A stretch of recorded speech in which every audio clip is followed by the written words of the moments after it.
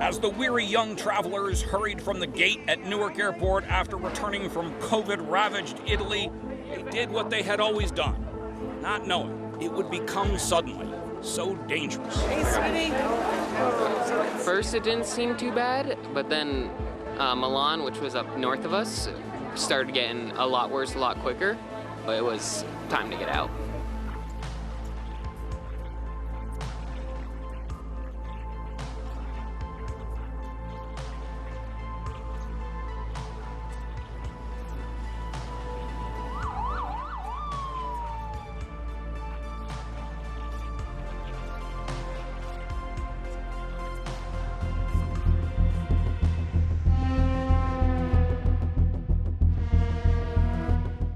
When the fever got added to it, that's when I started getting nervous. Everyone's scared. I went over there, and they were bringing him out. He says, I've been sick for 2 weeks. I'm scared for them. This is dangerous. My daughter has asthma. She gotta go home. I'm scared for myself. You never know, you know? I got it, I don't got it, who got it, who don't. Soon, we would all be a little confused and frightened for ourselves and for our loved ones. For a time, it seemed the ravages of the coronavirus were a world away. The number of cases worldwide has leapt to 60,000. That's up 15,000 since yesterday. We've got new details out of China tonight about the spreading coronavirus. 259 people are now dead, and there are nearly 11,800 confirmed cases there. But the lack of confirmed coronavirus patients in New York. Health officials are emphasizing that there are no cases of the coronavirus right now in the 5 boroughs. Was an illusion.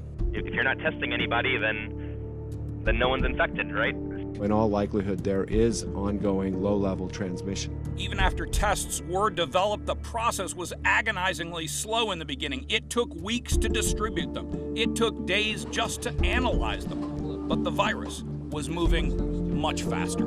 The risk for all of us of becoming infected will be increasing. And for New York, it started March 1st. The first confirmed case here in New York City. A woman in her 30s who recently traveled to Iran. What we're seeing is the tip of the iceberg. Indeed, largely undetected, the novel coronavirus was busy. We will have more cases. We will have community spread. Wash your hands with soap and warm water for at least 20 seconds. Health officials were giving primers on the most effective ways to prevent the spread of the virus, and people were listening. People stocking up on hand sanitizer. Online, just today, we found 3 bottles of this, 4-ounce bottles of hand sanitizer, going for $110. The amount of people I've observed hoarding bottled water is unbelievable. It is no time to panic, but it is time to be prepared.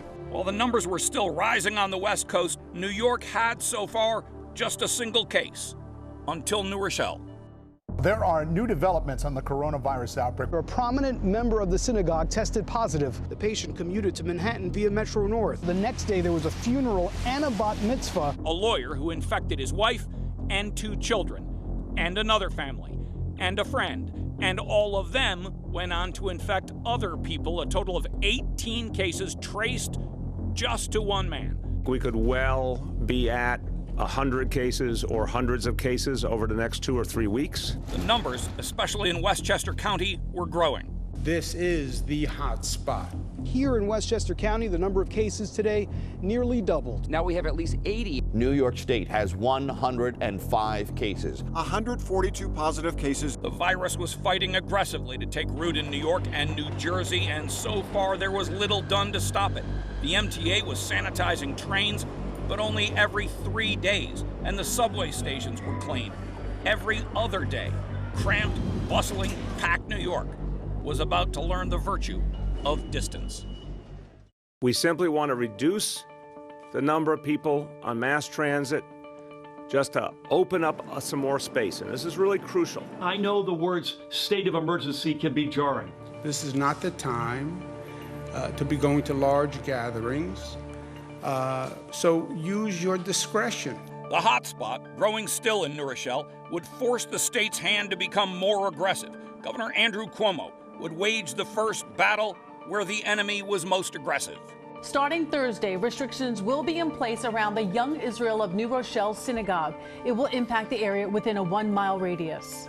Schools and houses of worship will be closed for cleaning. The National Guard will be brought in to help. So many cases in such a small area. Governor Andrew Cuomo says he's determined to contain it. The numbers continue to go up. The numbers are going up unabated. The New Rochelle containment zone for a mile radius around the Young Israel synagogue would become deserted.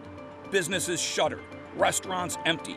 It was supposed to last 10 days, but in those 10 days, the state and the nation, much of the world, would shut down too. The World Health Organization today declaring that the coronavirus outbreak is now a world pandemic. We would recommend that there not be large crowds. If that means not having any people in the audience when the NBA plays, so be it. No fans for the NCAA tournament games. The New York City Half Marathon has been canceled for this Sunday. And the New York Auto Show, scheduled for April, has just been postponed. America's experience with the coronavirus was only starting, but in Europe it had been raging for weeks, and planes full of tourists and business people were landing here every day. That too was about to change.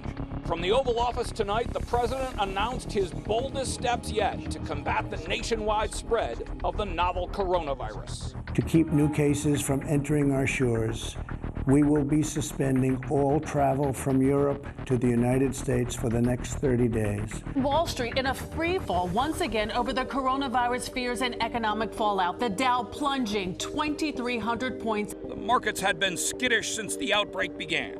Free fall, dramatic one. The Dow down more than 969 points. It keeps going lower and lower. The Dow dropping 1,400 points. I'm wondering, my investments, my 401k above all. The biggest one-day point drop in the history of the country. The Dow down more than 2,000 points. How low is it going to drop? What's going to happen? Wall Street, as confused as the rest of the world. The Dow soaring 1,167 points. Was taking dramatic swings up. The Dow climbing nearly 2,000 points. And down, depending on the news of the day. But the news of the day was getting darker at a dizzying pace. The number of big developments today, head spinning. And the world around us seemingly grinding to a halt. It just seemed like the world turned upside down in the course of just a few hours. No gathering with 500 people or more. New Jersey Governor Murphy has now banned gatherings of more than 250 people. Parades, rallies, concerts, sports events. Museums, Broadway shows, theme parks. One producer has $20 million invested in his show, and he may lose every bit of that. There you see it. The players have left the court. The big news late this afternoon, Major League Baseball suspending operations. Just, disappointed, and hopefully it's something that we get figured out pretty soon. In a day, the most vibrant city in America was closing its doors. Whole segments of the churning steam engine of an economy were shutting down and throwing thousands of people out of work. And it wasn't just New York. It was nationwide and happening in real time.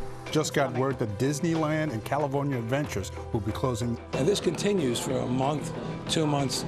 All my staff is worried. It's just scary. I think we have to do this. We got to contain it. Restaurants and bars, gyms and casinos would all close in the days that followed. The economy would run now on what would be called essential services. The governor banned groups of more than 50 people, but even those look dangerous now. Through all this, the mayor and the governor struggled to keep schools open, but that clearly was no longer an option. Closing the schools is a fraught decision for one day with a snowstorm coming. Now imagine this crisis, which could end up leading to schools closed for months. We have to close the school system. I said we have, every time we open our school system, 1.4 million people move around the city of New York. That's students and staff. I said, we're being told that shouldn't be happening. It's chaos. It's pure, utter chaos. I'm hoping they don't. What are parents who work? What are they going to do? Finally, on Sunday, March 15th, As of tomorrow, our public schools will be closed. He made the announcement tonight, giving parents only one evening to make this reality work. I'm not sure how I'm going to put a 5-year-old in front of a computer for several hours per day.